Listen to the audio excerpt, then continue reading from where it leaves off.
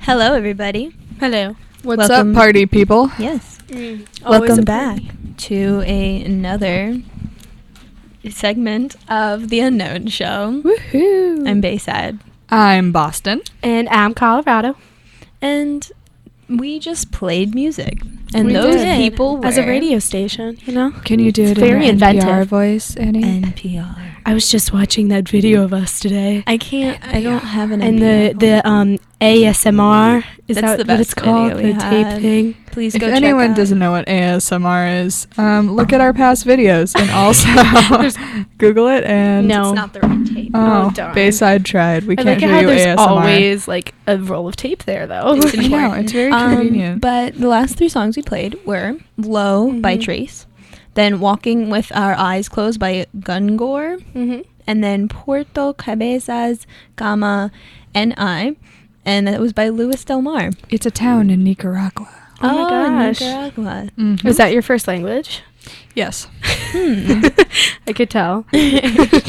Well, for our first story today, I have exciting news, and that is that Netflix has picked up a series of unfortunate events. Yes, it Yay. has.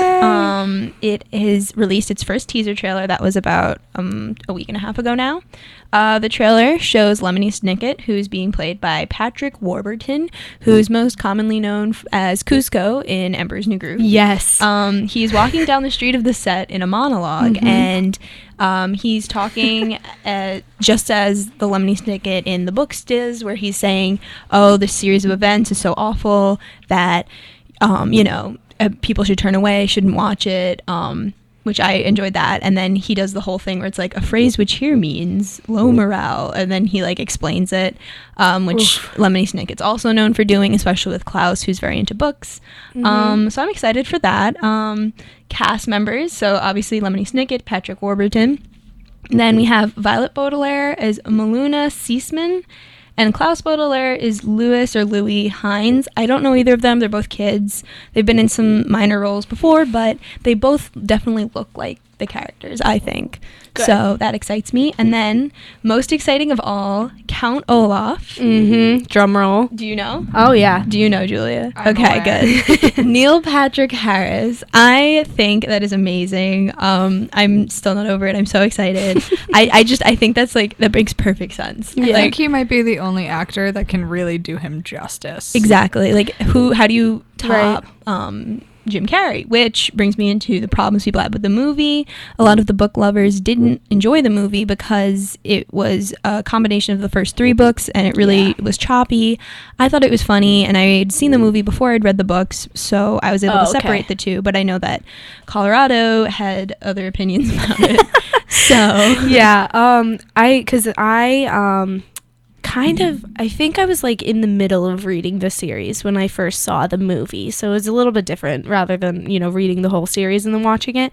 But to me, I think it was absolutely fine, but it's the same way as I think like Harry Potter and the Prisoner of Azkaban is, and some of the other movies that are the movie adaptations of books, is that it's good on its own, but it's not good in comparison to the book itself. Yep. If you know what I mean. Like No, it's a definitely. great movie, but it's not a great movie adaptation. Mhm. That's how I feel about Yes. it. But yeah. No, I definitely agree, and I think it leaves high expectations for the show. Right. And the predictions I have, I either think that they'll do, or they could be doing something completely different, but I think they may do either one book an episode, which I think is very rushed.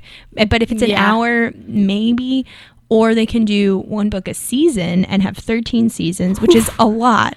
But I was thinking they could either then do half an hour episodes, and then half an hour episodes and then 2 seasons a year. So then you would release it January and then June. Because like with Netflix, you could do something Mhm. like that. Yeah. Or, I mean, they could still do hour episodes. I mean, to say that that's a 13-year commitment, that's a lot. Like, Right. I'm not expecting this to be a 13-year Right. show. Right. That's But just yeah, too much. doing but- an episode or a book an episode is That's also a little also- rough too. Yeah, or maybe they'll do, like, 2 books a season. Maybe. They could You know? totally do that. They could do like even though it's Netflix, so Mhm. they don't have to go with the same standards of, Yep. having the winter finale and then having the Yep. summer finale, but they could definitely split that up because they could make, the season as long as they'd like to. So I know shows like Gilmore Girls and like Parenthood, like the hour-long shows, they generally have a lot longer seasons that are like 20 plus episodes. So I could see them doing that and like Mhm. having 12 episodes a book because they're so in depth, and I really don't want them to have to cut corners on things. I'm not like the biggest fan of the series itself, just because I'm like, why can't we all be happy and like not crazy? But I think it was a very good like literary series. It's good quality, I think. So I don't want that. I want them to be able to do it justice with the movie adaptation or Yeah. the show adaptation. Yeah, it's definitely, as a series, deserves some sort of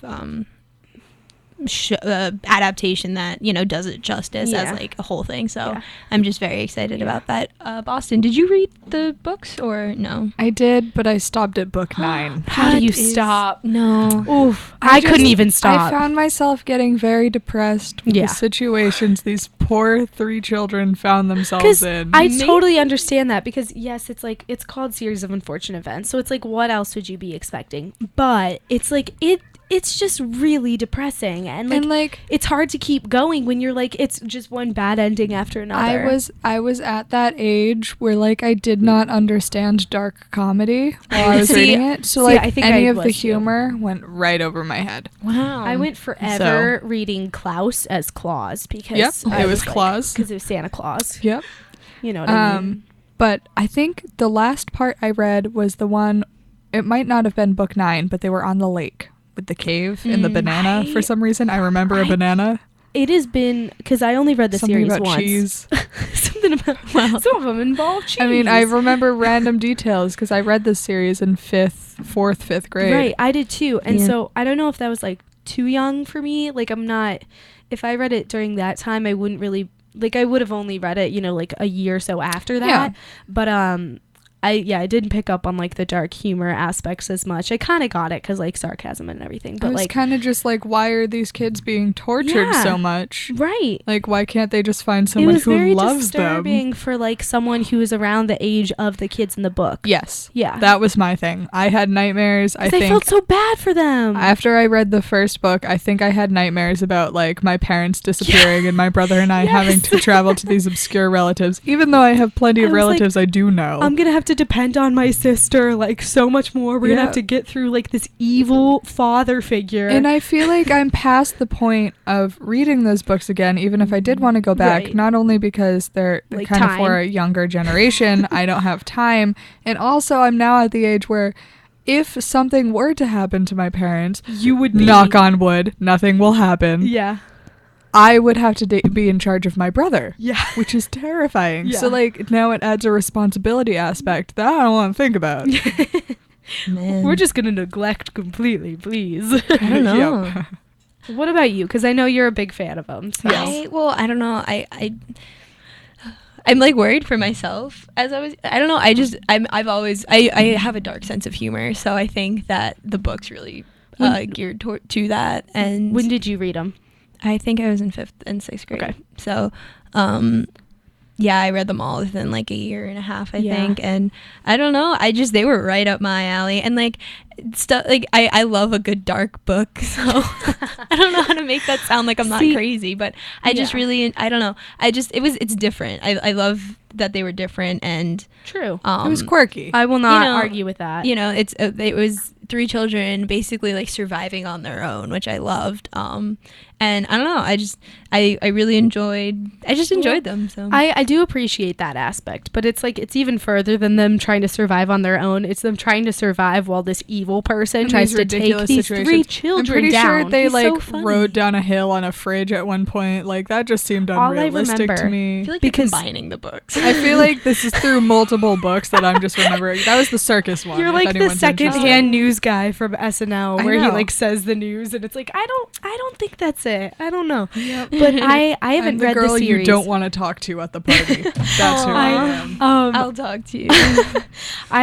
Since I read the series so long ago and I only read it once, I think for me, it's like I don't remember the aspects as much. I remember in one book there being a red herring. Yep. Because remember I that. had no clue what that was. And so And it was then like some like funny thing it throughout was the like book, actually a and I didn't get fish. because It was like a actually a literary herring. Yeah. It was the red herring was the red herring, and like I know what that means now, but like at the time I was like, why did they just throw this fish in like there? 11-year-old Dana does not know that that's like a play on words.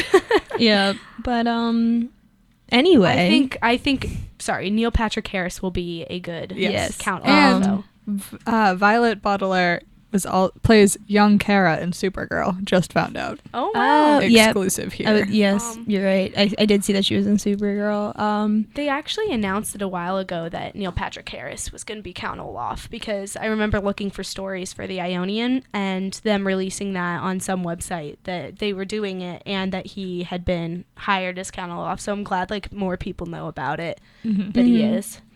Yes, so if you do like dark humor and are looking for a series to potentially fall in love with, you'll have your fingers crossed with the rest of us. Yes. It premieres. I think it's one of those all episodes at once thing. It's Friday the 13th of January. So they're totally just going with the role of the like darkness of the show. So stay tuned for that, and we will talk more when we get back. So goodbye. Bye.